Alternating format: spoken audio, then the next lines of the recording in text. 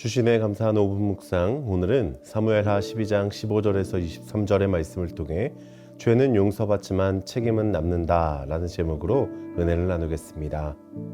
내용 관찰 첫 번째 질문입니다. 다윗과 밧세바 사이에서 태어난 아이는 어떻게 됩니까?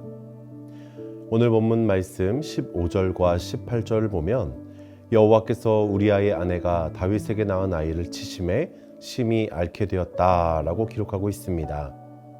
결국 그 아이는 앓기 시작한 지 7일 만에 죽게 됩니다. 두 번째 질문입니다. 다윗은 아이가 죽기 전과 죽은 후 각각 어떻게 행동합니까?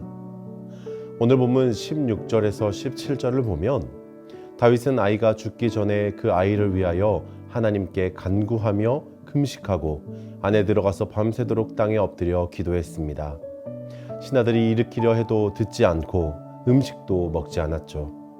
이후 20절에 아이가 죽은 후에 다윗은 땅에서 일어나 몸을 씻고 기름을 바르고 의복을 갈아입었습니다.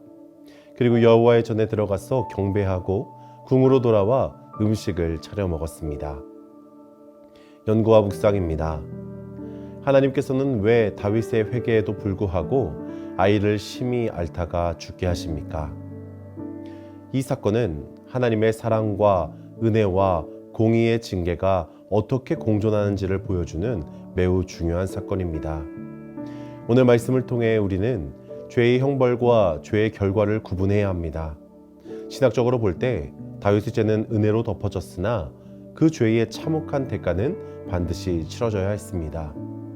만약 하나님께서 다윗의 죄를 용서하신다는 이유로 아무런 징계도 내리지 않으셨다면 이방 나라와 대적들은 이스라엘의 하나님은 간음과 살인을 저질러도 눈 감아주시는 분인가 라며 하나님의 공의를 조롱했을 것입니다. 따라서 다윗의 아이의 죽음은 다윗에 대한 보복이 아니라 죄를 용서하지 않으시는 하나님의 공의와 거룩함을 보존하고 다윗으로 하여금 죄의 무게를 평생 기억하며 거룩한 삶으로 돌이키게 하려는 교육적 징계의 목적이 있다는 것입니다. 또한 이는 장차 우리 죄를 대신해 죽으실 죄 없는 독생자 예수 그리스도의 대속적 고난을 예표하는 것이기도 합니다.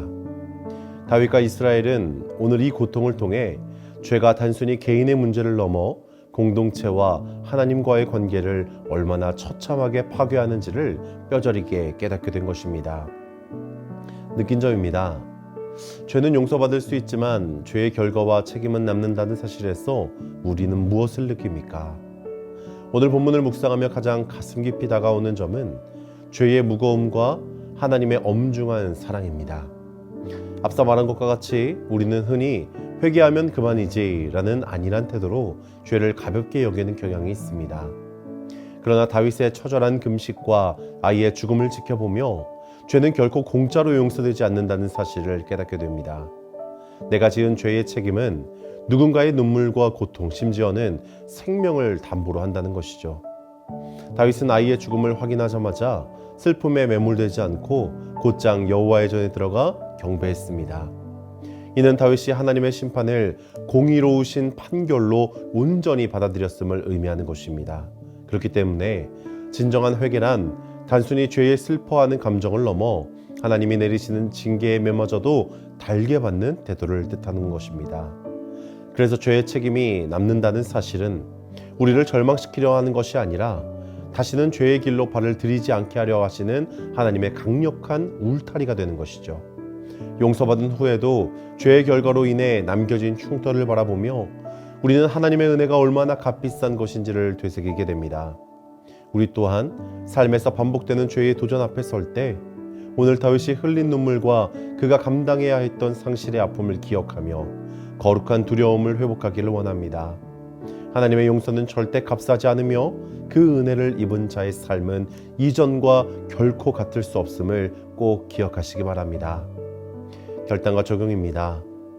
내 삶에서 죄를 깨달았을 때 다윗처럼 하나님께 엎드려 회개한 경험은 언제입니까? 오늘 죄책감에 머무르지 않고 회개의 자리로 나아가기 위해 무엇을 실천하겠습니까? 우리가 죄를 깨달을 수 있는 것은 큰 축복입니다. 자신의 죄를 깨닫지 못해 멸망의 자리로 나아가는 사람들이 얼마나 많습니까? 하나님께서 우리의 죄를 깨닫게 하셨다면 우리는 오늘 다윗처럼 그 즉시 회개로 반응해야 합니다. 눈물을 쏟고 가슴을 치며 회개하고 이후 하나님께서 공의로 이루실 일을 담담히 받아들이며 나아가야 하는 것이죠. 오늘 이 말씀을 듣는 우리 모두는 죄를 멀리하고 죄를 짓더라도 그 즉시 회개하며 온전히 하나님의 도우심과 자비하심을 구하는 성문교회 모든 성도님 되시기를 주님의 이름으로 간절히 축복합니다. 아멘. 오늘 들은 말씀을 놓고 함께 기도할 때에 내가 깨달은 죄를 숨기지 않고 회개하게 하시고 고통이 있더라도 하나님의 뜻을 담담히 받아들일 수 있도록 기도하기 원합니다. 성문교회를 위해서 기도할 때에 지역사회를 섬기고 이웃을 사랑하는 교회가 되게 하시고 그 모든 것이 복음 선교의 출발점이 될 수 있도록 기도하기 원합니다.